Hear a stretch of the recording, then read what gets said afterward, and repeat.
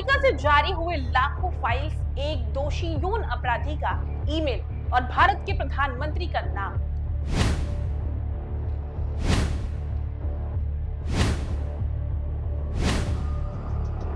मुद्दा आरोप का नहीं है, मुद्दा सच्चाई और जवाबदेही का है।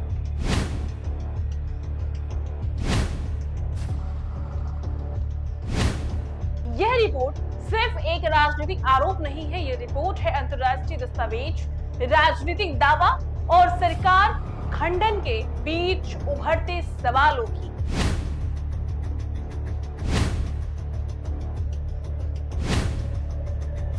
अमेरिका जस्टिस डिपार्टमेंट ने जेफरी एप्स्टीन से जुड़ा अब तक की सबसे बड़ी दस्तावेज पेश की।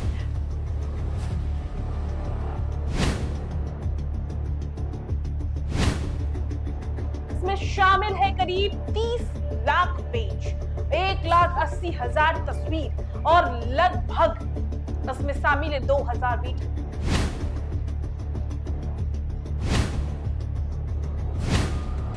अमेरिका से जारी हुए लाखों फाइल्स, एक दोषी यौन अपराधी का ईमेल और भारत के प्रधानमंत्री का नाम। मुद्दा आरोप का नहीं है, मुद्दा सच्चाई और जवाबदेही का है। आज की यह रिपोर्ट सिर्फ एक राजनीतिक आरोप नहीं है, यह रिपोर्ट है अंतर्राष्ट्रीय दस्तावेज, राजनीतिक दावा और सरकार खंडन के बीच उभरते सवालों की। मामला जुड़ा है अमेरिका के मुख्यात यौन अपराधी जेफरी एप्स्टीन से और उन फाइलों से जिन्हें हाल ही में अमेरिका न्याय विभाग ने सार्वजनिक किया है। अब क्या है एप्स्टीन फाइल, ऐसे जानते हैं। अमेरिका जस्टिस डिपार्टमेंट ने जेफरी एप्स्टीन से जुड़ा अब तक की सबसे बड़ी दस्तावेज पेश की है, सार्वजनिक की है। इसमें शामिल है करीब 30 लाख पेज, 1,80,000 तस्वीर और लगभग इसमें शामिल है 2,000 वीडियो। इन फाइलों में एप्स्टीन के जेल में बिताए समय की जानकारी, उनकी साइकोलॉजिकल रिपोर्ट्स, जेल में हुई उनकी मौत से जुड़े विवरण और हाई प्रोफाइल लोगों के साथ ईमेल और संवाद शामिल है। यानी ये सिर्फ कागज नहीं है, बल्कि सत्ता, रसूख और रहस्यों का रिकॉर्ड है। भारत में विवाद कैसे शुरू हुआ, इस बारे में अब किसी से ढका छिपा नहीं है। इस फाइलों में से एक ईमेल को लेकर के भारत की राजनीति में तूफान खड़ा हो गया है। कांग्रेस ने दावा किया है कि एप्स्टीन से जुड़े दस्तावेज में प्रधानमंत्री नरेंद्र मोदी का नाम सामने आया है। कांग्रेस नेता पवन खेड़ा ने सोशल मीडिया प्लेटफॉर्म एक्स पर लिखा है, यह राष्ट्रीय शर्म का विषय है। प्रधानमंत्री नरेंद्र मोदी हमारे 3 सवालों का जवाब सबके सामने आकर दे दे। ईमेल में क्या लिखा होने का दावा है।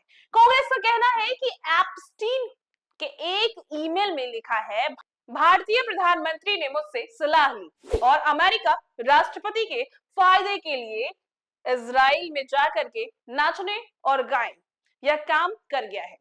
कांग्रेस ने इस कथन को सीधे सीधे प्रधानमंत्री नरेंद्र मोदी से जोड़ते हुए गंभीर सवाल खड़े किए हैं। कांग्रेस ने कौन सी टाइमलाइन रखी है? कांग्रेस ने अपने आरोप को 2017 की घटनाओं से जोड़कर एक टाइमलाइन पेश की है। 25 से 26 जून 2017 प्रधानमंत्री नरेंद्र मोदी अमेरिका गए थे और राष्ट्रपति डोनाल्ड ट्रंप से मिले थे। इसके बाद 4 से 6 जुलाई 2017 प्रधानमंत्री इजराइल की आधिकारिक यात्रा पर थे। कांग्रेस का दावा है कि इजराइल यात्रा के 3 दिन बाद एप्स्टीन ने यह ईमेल लिखा। कांग्रेस का तर्क है कि इस घटनाओं की कड़ियां जोड़ने पर सवाल खड़े होते नजर आ रहे हैं। कांग्रेस के 3 सवाल, कांग्रेस ने जो 3 सवाल पूछे हैं वो आप देखिए। प्रधानमंत्री मोदी जेफरी एप्स्टीन से किस तरह की सलाह ले रहे थे? पहला सवाल।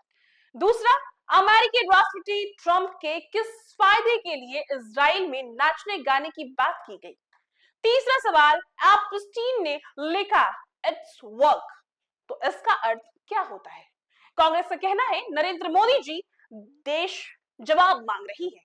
एक सीरियल रेपिस्ट से आपका क्या रिश्ता है? सरकार का आधिकारिक जवाब।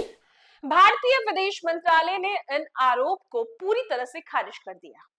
विदेश मंत्रालय के प्रवक्ता रणधीर जायसवाल ने कहा, जुलाई 2017 में प्रधानमंत्री की इजराइल यात्रा पूरी तरह आधिकारिक थी। ईमेल में लिखी बाकी बातें एक दोषी अपराधी की बेकार की बकवास है, इससे ज्यादा कुछ भी नहीं।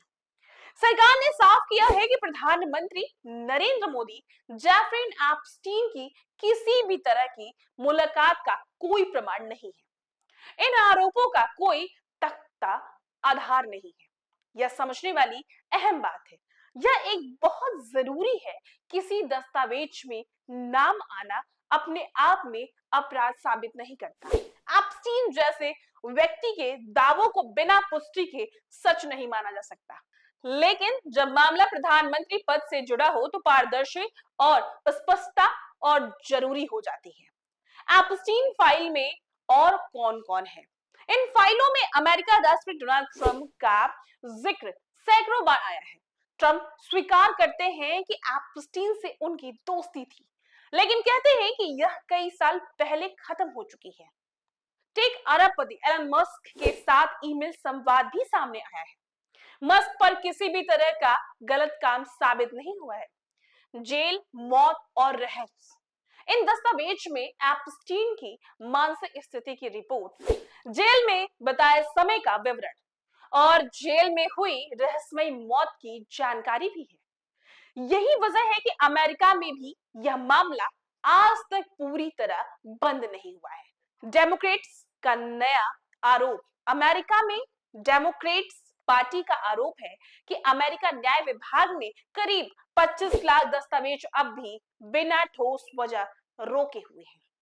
यानी संभावना है कि और जानकारियां आगे सामने आएंगी।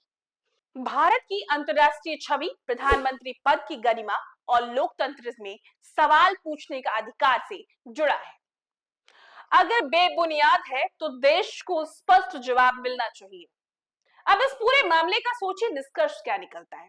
आज स्थिति यह है कि विपक्ष सवाल पूछ रहा है, सरकार आरोप को खारिज कर रही है और जनता सच्चाई जानना चाहती है।